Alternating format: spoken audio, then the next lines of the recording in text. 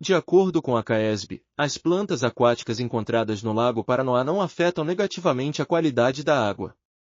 O lago é monitorado constantemente e apresenta índices de balneabilidade satisfatórios, permitindo o uso recreativo e esportivo.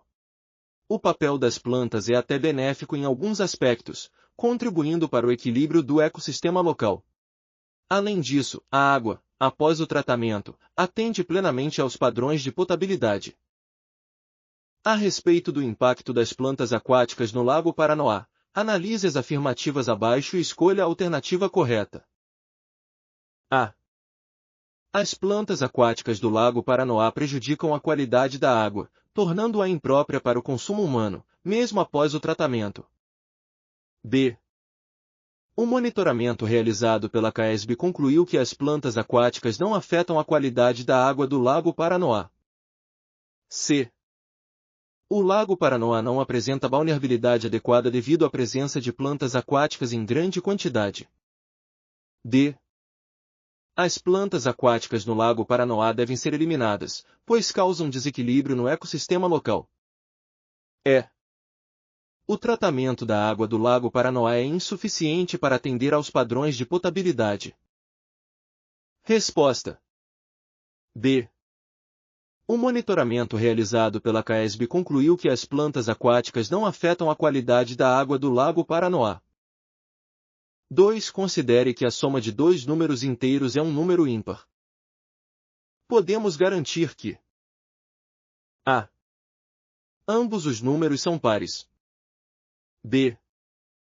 Ambos os números são ímpares. c. Um dos números é par e o outro é ímpar. d. Um dos números é negativo. e. A soma não pode ser um número ímpar. Resposta: C. Um dos números é par e o outro é ímpar. 3. Considere as seguintes sentenças. 1. A ouvidoria da CAESB recebe críticas e sugestões relacionadas aos serviços prestados. 2. Nenhuma unidade da CAESB ficou sem abastecimento de água tratada durante o mês de outubro de 2024. 3. Quem será o responsável pela inspeção do sistema de esgoto na próxima semana? Com base nos conceitos de proposições lógicas, assinale a alternativa correta. A. Apenas a sentença 1 é proposição. B. Apenas a sentença 3 é proposição. C. Apenas as sentenças 1 e 3 são proposições. D. Apenas as sentenças 2 e 3 são proposições. E. Todas as sentenças são proposições. Resposta: C. Apenas as sentenças 1 e 3 são proposições. 4. A internet é composta por um vasto conjunto de redes diferentes, interconectadas por protocolos comuns que possibilitam a troca de informações. No final da década de 1950, em meio à Guerra Fria, os Estados Unidos desenvolveram uma rede com o objetivo de garantir a comunicação militar mesmo em cenários de guerra nuclear. Essa primeira rede, considerada o embrião da internet, era conhecida como A. NSFET, B. ARPA, C. World Wide Web, D. TCP/IP, E. ARPANE. Resposta: E. ARPANE. 5. Segundo o Código de Conduta e Integridade da CAESB, verifique a opção incorreta. A. Negócio, gestão e soluções inovadoras e sustentáveis em saneamento ambiental. B. Missão, desenvolver e implementar soluções e gestão em saneamento ambiental, contribuindo para a saúde pública, a preservação do meio ambiente e o desenvolvimento socioeconômico. C. Visão, ser a melhor empresa em saneamento ambiental no Brasil e ser reconhecida dessa forma pela sociedade. D. Valores organizacionais, relacionamento sustentável, inovação e inclusão de responsabilidades sociais. E. Princípios, ética, excelência, transparência, satisfação do cliente, sustentabilidade e visão sistêmica. Resposta D. Valores organizacionais, relacionamento sustentável, inovação e inclusão de responsabilidades sociais. 6. Com base no Regulamento de Licitações e Contratações da CAESB-RIUC, é correto afirmar que a. Este regulamento disciplina os procedimentos de licitação e de contratação de obras, serviços, compras, locações, concessões, permissões, alienações de bens, serviços de publicidade e outros ajustes. B. Aplicam-se às licitações e contratos regidos por este regulamento os artigos 337-E a 337-P do Código Civil. C. Para as licitações e contratos do serviço de publicidade, deverá ser observada a Lei 12.232 de 2010 e alterações, no que se refere às especificidades próprias da contratação desse tipo de serviço, bem como o Decreto Distrital nº 36.451/2015, em tudo. D. As licitações e contratações regidas por este regulamento destinam-se a assegurar a seleção da proposta menos vantajosa, inclusive no que se refere ao ciclo de vida do objeto, e a evitar operações em que se caracterize sobrepreço ou superfaturamento. E. Deve-se observar os princípios da impessoalidade, da moralidade, da igualdade, da publicidade, da eficiência, da probidade administrativa, da economicidade, do desenvolvimento nacional sustentável, da vinculação ao instrumento convocatório, da ampla competitividade e do julgamento subjetivo. Resposta A. Este regulamento disciplina os procedimentos de licitação e de contratação de obras, serviços, compras, locações, concessões, permissões, alienações de bens, serviços de publicidade e outros ajustes. 7. Os serviços públicos de saneamento básico serão prestados com base nos seguintes princípios fundamentais, exceto a. Universalização do acesso e efetiva prestação do serviço. B.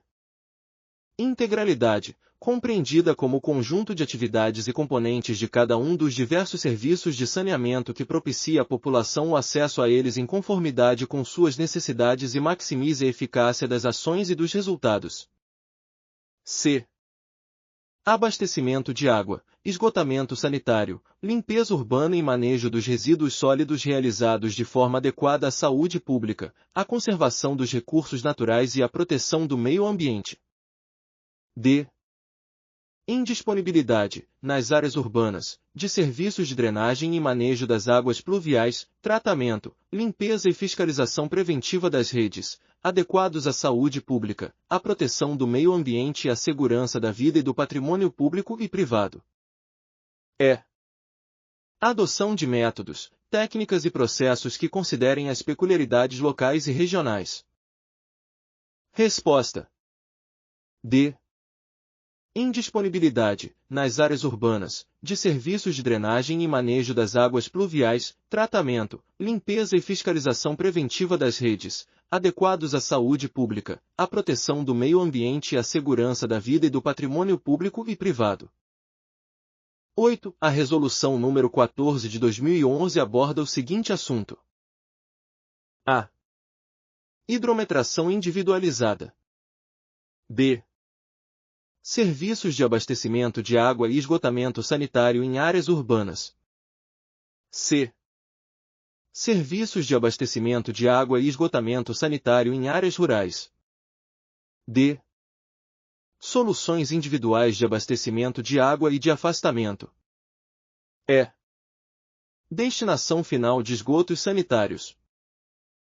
Resposta B. Serviços de abastecimento de água e esgotamento sanitário em áreas urbanas. 9. Sobre o processo histórico que culminou na criação de Brasília, assinale a alternativa incorreta. A. Salvador foi a primeira capital do Brasil, antes da mudança para o Rio de Janeiro. B. A mudança da capital para o Rio de Janeiro em 1763 foi motivada pela decadência da economia canavieira e pelo impulso das novas minas de ouro. C.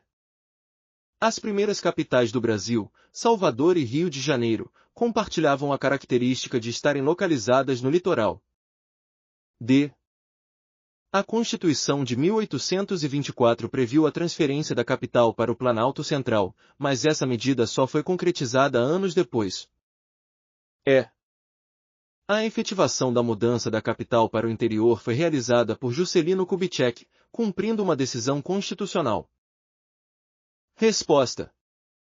D. A Constituição de 1824 previu a transferência da capital para o Planalto Central, mas essa medida só foi concretizada anos depois. 10. A região administrativa de que trata a RAID é constituída por, exceto a. Distrito Federal, em Goiás, Abadiânia, Água Fria de Goiás, Águas Lindas de Goiás, Alexânia, Alto Paraíso de Goiás e Alvorada do Norte. B.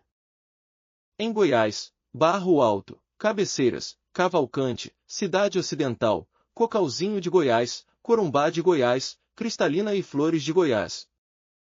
C. Em Goiás, Formosa, Goianésia, Lusiânia, Mimoso de Goiás, Niquelândia, Novo Gama, Padre Bernardo, Pirenópolis e Planaltina. D. Santo Antônio do Descoberto, São João de Aliança, Simolândia, Valparaíso de Goiás, Vila Boa e Vila Propício. E. Em Minas Gerais, Arinos, Buritis, Cabeceira Grande, Paracatu e Unaí. Resposta. E. Em Minas Gerais, Arinos, Buritis, Cabeceira Grande, Paracatu e Unaí. 11. Marque a alternativa incorreta. A. O segundo Plano Distrital de Políticas para as Mulheres segundo o PDPM consiste em conjunto de propostas de políticas públicas elaboradas por órgãos governamentais, não governamentais e sociedade civil para garantir a igualdade das mulheres e combater a discriminação no trabalho. B. O acompanhamento, a articulação, o monitoramento e a avaliação periódica do cumprimento dos objetivos, metas e ações do segundo PDPM serão realizados pelo Comitê de Articulação e Monitoramento, vinculado à Secretaria de Estado da Mulher do Distrito Federal. C. O Comitê de Articulação e Monitoramento do segundo PDPM será composto por 4 representantes do Conselho dos Direitos da Mulher do Distrito Federal, obrigatoriamente dentre as representações da sociedade civil. D. O Comitê de Articulação e Monitoramento do segundo PDPM terá um representante, titular e suplente, das Secretarias de Economia, de Saúde e de Comunicação do Distrito Federal. E. O Comitê de Articulação e Monitoramento do segundo PDPM contará com um representante, titular e suplente, das Secretarias de Justiça e Cidadania, de Agricultura, Abastecimento e Desenvolvimento Rural, e de Cultura e Economia Criativa do Distrito Federal. Resposta. A. O segundo Plano Distrital de Políticas para as Mulheres segundo o PDPM consiste em conjunto de propostas de políticas públicas elaboradas por órgãos governamentais, não governamentais e sociedade civil para garantir a igualdade das mulheres e combater a discriminação no trabalho. 12. Sobre a Lei nº 11.340 de 2006 Lei Maria da Penha, marque a alternativa correta. A. São criados mecanismos para coibir e prevenir a violência doméstica e familiar contra a mulher e estabelece medidas de assistência e proteção às mulheres em situação de violência laboral e familiar. B. Toda mulher, independentemente de classe, raça, etnia, orientação sexual, renda, cultura, nível educacional, idade e religião, goza dos direitos fundamentais inerentes à pessoa humana, sendo-lhe asseguradas as oportunidades e facilidades para viver sem violência, preservar sua saúde física e mental e seu aperfeiçoamento moral, intelectual e social. C. Serão privadas as mulheres as condições para o exercício efetivo dos direitos à vida, à segurança, à saúde, à alimentação, à educação, à cultura, à moradia, ao acesso à justiça, ao esporte, ao lazer, ao trabalho, à cidadania, à liberdade, à dignidade, ao respeito e à convivência familiar e comunitária. D. O poder privado desenvolverá políticas que visem garantir os direitos humanos das mulheres no âmbito das relações domésticas e familiares no sentido de resguardá-las de toda forma de negligência, discriminação, exploração, violência, crueldade e opressão. Não cabe à família, mas à sociedade e ao poder público criar as condições necessárias para o efetivo exercício dos direitos previsto na Lei Maria da Penha. Resposta: B. Toda mulher, independentemente de classe, raça, etnia, orientação sexual, renda, cultura, nível educacional, idade e religião, goza dos direitos fundamentais inerentes à pessoa humana, sendo-lhe asseguradas as oportunidades e facilidades para viver sem violência, preservar sua saúde física e mental e seu aperfeiçoamento moral, intelectual e social. 13. De acordo com a Lei nº 13.303 de 2016, que regula o Estatuto Jurídico das Empresas Públicas e Sociedades de Economia Mista, considere as afirmativas a seguir.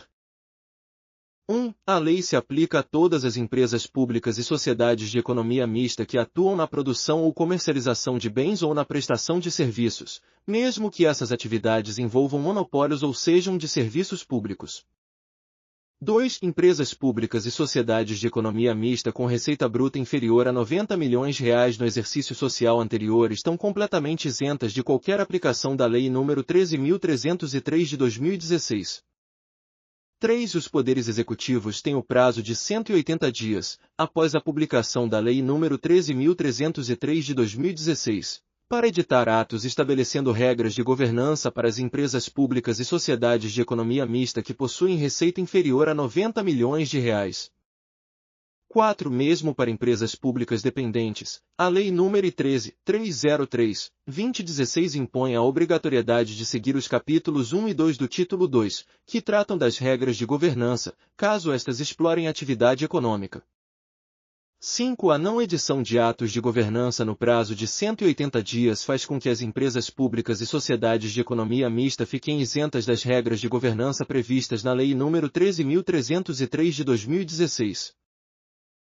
Assinale a alternativa correta. A.